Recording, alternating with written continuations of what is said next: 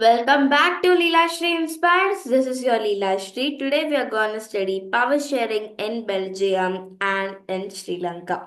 Okay, so what is power sharing? First of all, we are going to learn what is power sharing, and then we'll see with the examples of Belgium and Sri Lanka.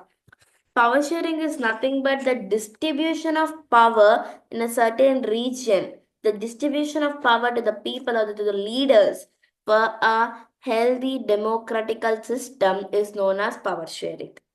Okay? It's very, very important so that there will be no conflicts, there will be no political instability, and everything will be moral and prudential with following all democratic rights and rules which we have. So we learned what is power sharing in a short form. Now we'll learn it more by going to the examples of Belgium and Sri Lanka. Okay?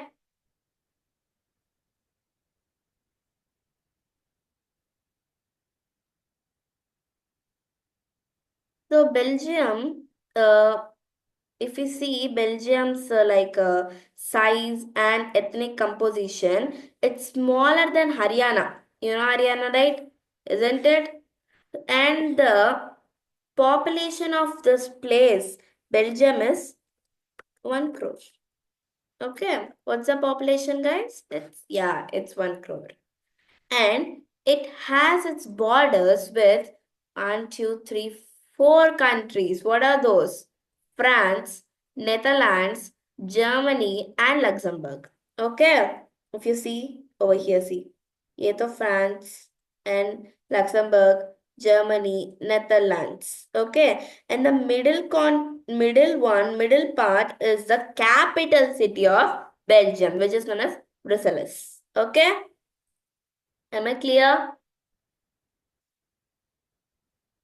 Am I clear, guys?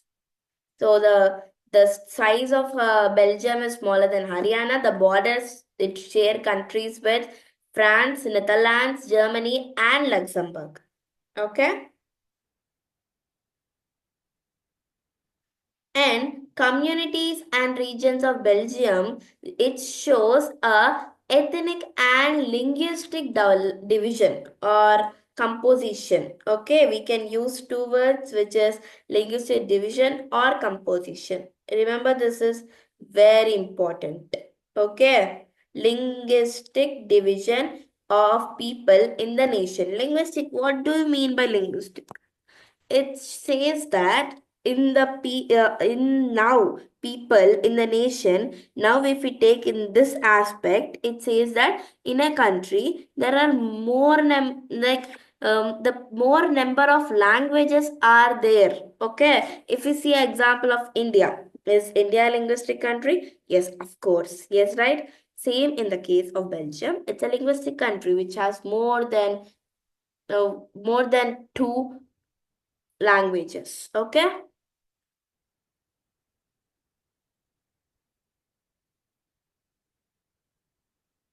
So next, if we go further, the ethnical composition of the nation is that the French people who stay in the Wallonia region are 40% speaking French people. Okay, the France are there now.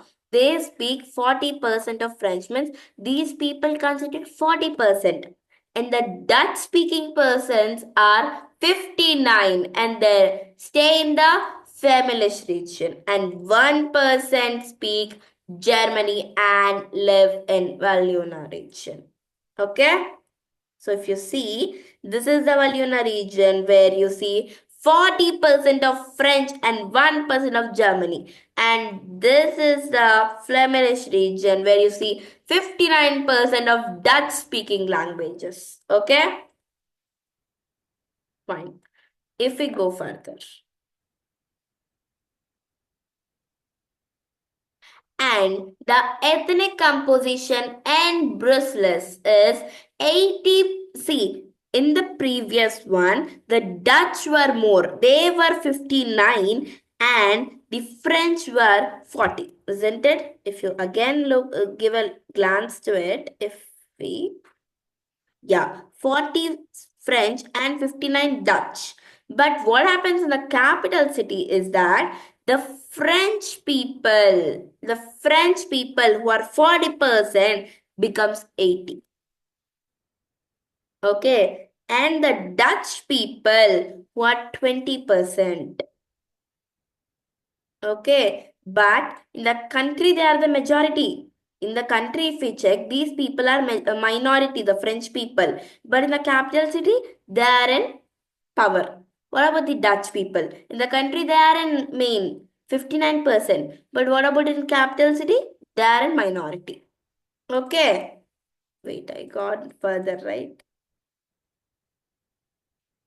So now, what they should do for overcoming this tension? See, reasons for tension between the two communities.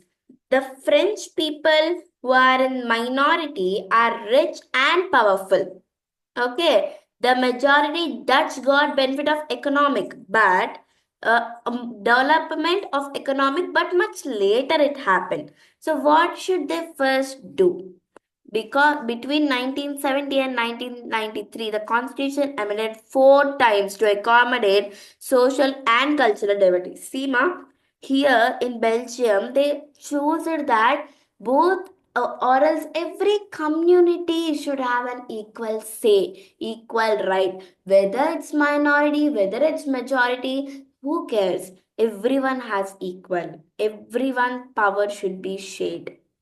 So this was done by amending the constitution for 4 times. And they also took many other rules and laws such as the equal representation of communities should be there. There should be like even Dutch people agreed and French people agreed. Everyone was happy with this. The equal representation of both communities in Central Council of Ministers was done. And number of Dutch and French speaking ministers would be the same at central level.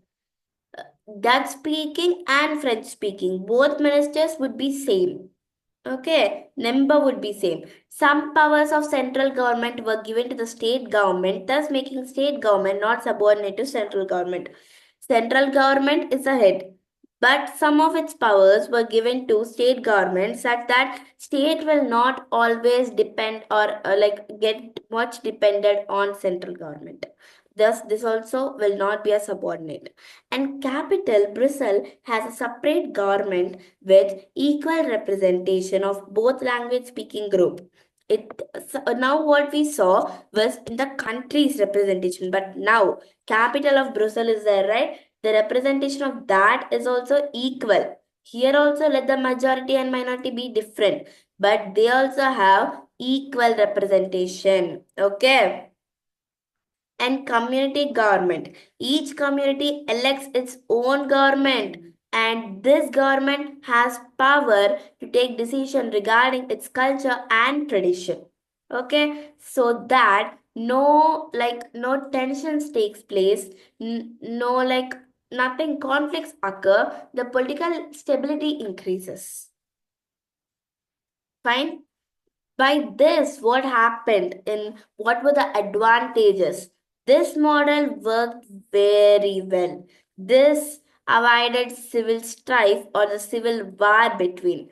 The European Union chose to have its parliament at Brussels as power sharing was practiced successfully. The European Union also thought that their parliament should be at Brussels because the power sharing was perfectly practiced over here. It avoided the civil war, avoided the conflicts, it increased the political stability and increased the democratic rights over there. And what about the Sri Lanka? About the same as Haryana, it's like same. Belgium is smaller than Haryana, but in compared to Sri Lanka, it's like Haryana and Sri Lanka are same, but Belgium is small. Okay, just few kilometers away off to the southern coast of Tamil Nadu.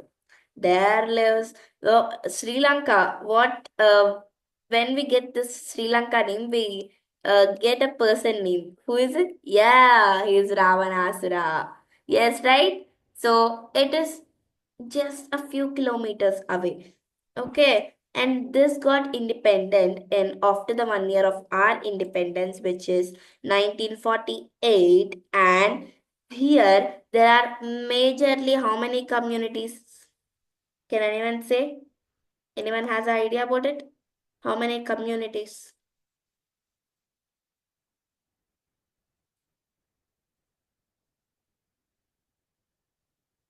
So, yeah, fine.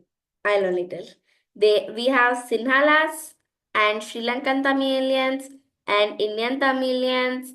And Sri Lankan and Indian Tamilians come under one only. We have Muslims, we have Christians. Okay. So Sinhalas and this Tamilians population is taken as main. Okay. Sinhalas dominated the government because they were in majority, and this persons, this country adopted majoritism, and like they didn't choose in with they didn't choose the ethnic composition, they didn't choose a democratic way, they choose majoritism.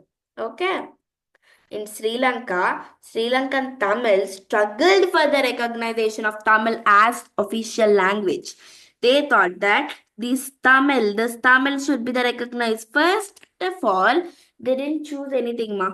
But Sinhala people dominated everything. Their culture, their diversity, their traditions, their rules and their regulations, their practices, everything was dominated. Even the linguistic one was dominated, due to which the Sinhala people only got more jobs, more opportunities, where Sri Lankan Tamilians and other Tamilians people were dominated very brutally. Okay, due to this, Sri Lankan Tamilians and other Tamilians struggled for very hard for the recognition. They also asked for a separate state, a separate country, so that they can live peacefully. Every reasons were denied due to this. Okay, if you see the second reason, by 1980s, several political organizations demand for independent Tamil Elam state. Okay, but this was also denied. Due to this, civil war started up. Okay, because of the civil war, the loss of life, property, human resources took place. And social composition in Sri Lanka is Sinhala speakers are 74%. They are mostly Buddhist.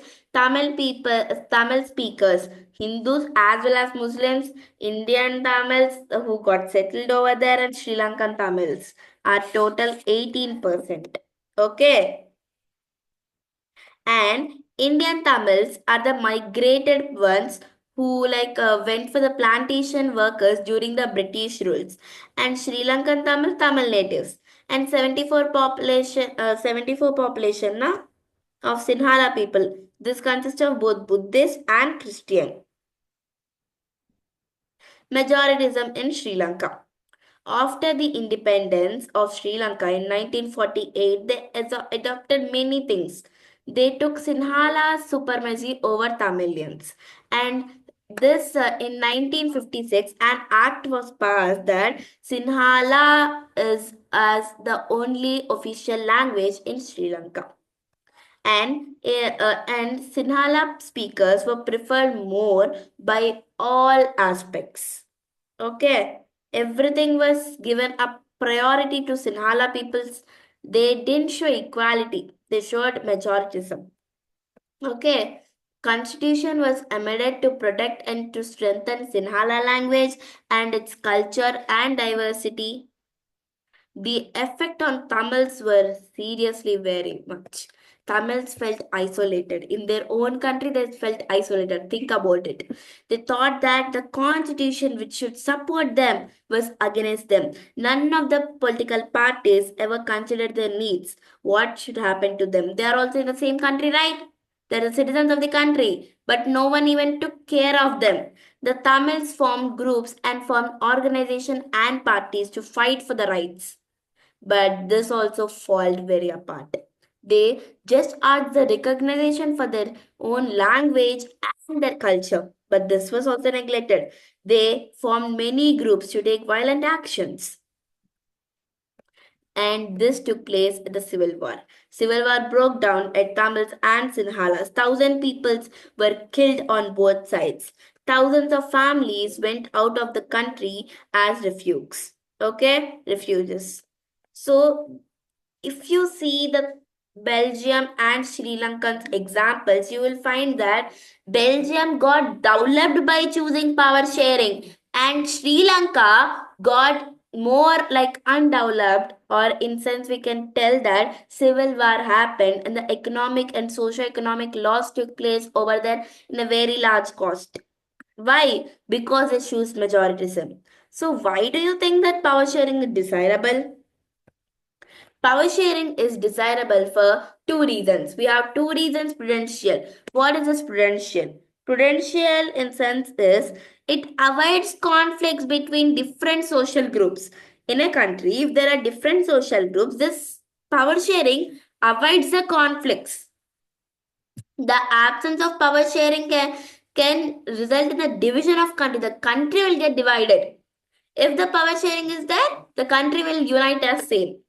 Imposition of majority on minority, suppression of majority on minority will may be an attractive option, but this may give a counter as Sri Lanka. See, yes, of course, we'll think that majority is in more, so we'll choose majority, but this is an attractive one. But this will lead into the socio-economic loss of the country. Therefore, this should not happen. This teaches that power sharing is very much important. This like negative side of if we don't choose this power sharing, what happens is that it ruins both majority and minority. Therefore we have to choose power sharing. What is a moral reason? Power sharing is very essential in democracy. In an ideal democracy system, there should be a chance to enjoy power. We read in our previous lessons or previous classes that everyone has an equal power. Everyone is equal before the law. Every citizen has an equal power and equal law in every decisions, isn't it? For that, they should enjoy their power. Every citizen. That is a moral reason, mainly in democracy. And the people are affected by all policies of democratic, right? So they should live with that effects. Therefore, the citizen need to have a share in power. Their ideas, their intellectual ideas, their socio-economic culture, everything should be protected. For that protection, power sharing is necessary. In a legitimate government where citizens perform very well, their participation is there, they need the power sharing. So, what are the forms of power sharing? I hope that everyone understood the desirable concepts like prudential and power, moral, right? It's actually easy. One is prudential means no conflicts. Moral means everyone has a right. Therefore, it is democratically very essential. What are the forms of power sharing? Legislature, executive, and judiciary. I think that you're getting like, yeah, we read it somewhere, right? This is there in a legislative, executive, and judiciary. This all comes under a form which is known as horizontal power sharing. Okay, we have how many types of power sharing? Horizontal and vertical. Vertical is also federal, and then we also have political parties and pressure groups. Okay, pressure groups and social groups. Fine, understood? Yeah, ma. This horizontal power sharing is also known as working organs of a constitution or institute of a country. Okay. So each of these organs is placed at a same level. There, each of the organs, wait a second. Each of this institute is placed at the same level to exercise the different powers. None of them has unlimited power. It has a balance of the power. Each one of them keeps watch on each other. One prepares law, one executes them, one sees and protects them. Isn't it? Not only laws, I took an example of laws, but many things happen. So this is in this system. This system checks that the power is balanced. Everyone is exercising their power very well. The citizens of the country are able to enjoy their own rights. That is being watched. And each of them sees that each of them is very perfectly democratically functioning. What about the vertical one? Vertical is central, state, local bodies. Okay. Central comes under the main level, state comes in the state level, local bodies comes at the panchayati, that level. Okay. Central is set up the whole nation. State or provincial for the states. Okay. We have a third tier, the local self-government also. Both central and state government have transferred power and resources to the local body. In a big country like India, only two systems is not sufficient. Three-tier systems are needed. So we have central, state, and local. This checks that this is a vertical power sharing. Means here some of the powers are not, the central has some powers, state has some powers, local, but none of them again has ultimate power. Okay, everyone are in the supervision of the main power. That's the central power takes the main one, again gives some powers to state, and this both indeed gives again some powers and resources to local bodies. Here the powers are shared and transmitted. Therefore, it's vertical power sharing. We'll learn about this in this detailedly in the next following chapter. What about power sharing in social groups? Do you think social groups are really needed? Yeah, they are. Socially weaker sections also need a share in power, isn't it? The reservations, women, and the unemployed people. These people need a power share. Okay, in a community like Belgium, this type of power sharing is very much important. In India, it's done in a way of reservation. We have reservation right for women, STSC, OBCs. So power is also shared in this social groups so that everyone will get economically stable. Understood? What about the political and pressure groups? No political party enjoys power forever. Okay, it should be done. It should be done for the people who decided that who should be in power. No political party enjoys power. It should be done for the people who choose them. And pressure groups are the groups which support these political parties. Okay, understood? There should be equal power sharing in that. So here we come to the end of the chapter. So in detail, I want to just give a glance to the chapter. Okay, so what all we learned? We learned that power sharing. What is power sharing? The distribution of power in the region of the territory. And in that we learned about the two countries, Belgium and Sri Lanka. Belgium population took the ethnic and legislative composition. In Sri Lanka, majoritism was taken. In Belgium, this regarded to the advancement and development. In Sri Lanka, it consecuted to the laws of the socio-economic and it took for the civil war. And we also learned why is power sharing desirable. There are two reasons, moral and prudential. Yes, and we also learned about the forms, which are horizontal, vertical, social groups, and political and pressure parties. Yes, understood? Is everyone clear about the chapter? This chapter is very much important. So please, everyone, learn this chapter and read NCRT line by line. Am I clear? Yes? Chalo. The route session will be after ending this video. Chalo then. Don't forget to subscribe our Leela Shri Inspires channel. Thank you.